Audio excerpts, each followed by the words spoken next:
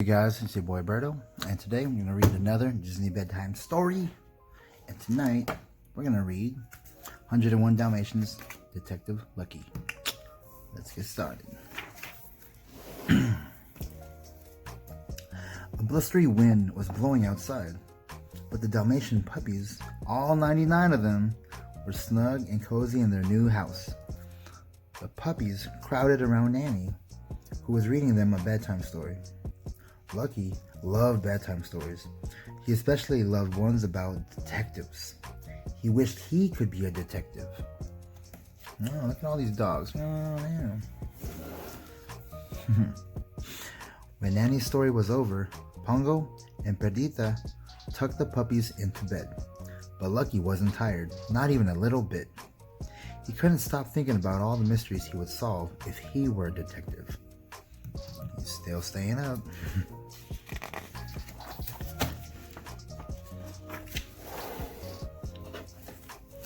Oh, look at all them.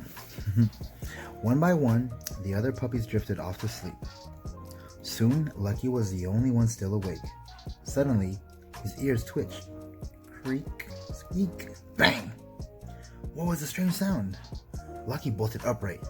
Maybe this was it, the mystery he had wished for. Maybe the sound was a clue.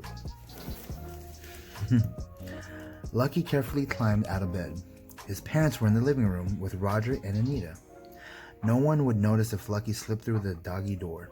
He could go outside, find some clues, crack the case, and be back before anyone ever knew he'd left. See him?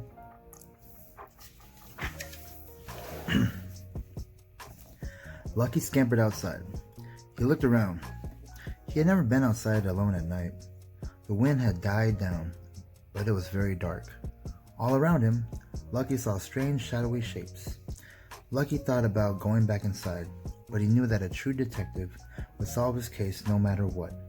If he wanted to be a detective, he'd have to go on, dark or no dark. Lucky sniffed the air.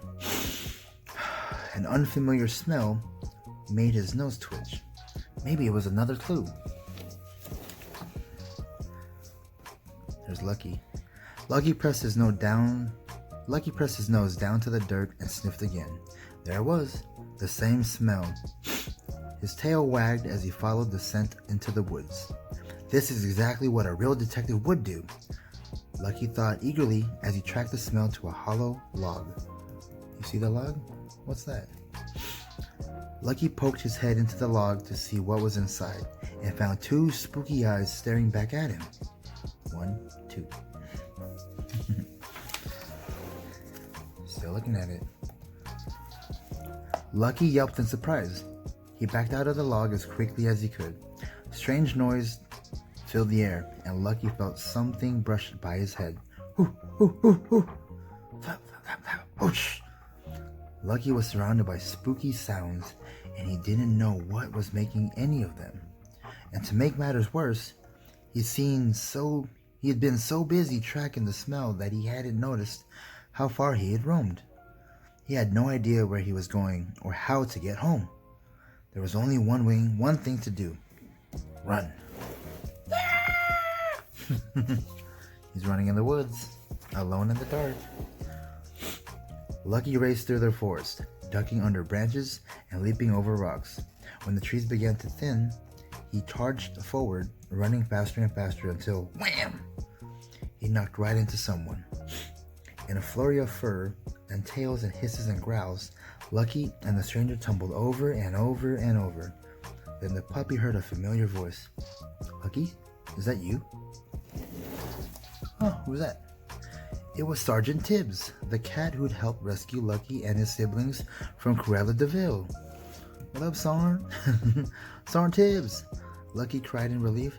Help! I'm lost and I don't know how to get home. Sergeant Tibs knew just what to do. He led Lucky to an old barn where the two filled in the colonel on Lucky's situation. This calls for the midnight bark, the colonel said.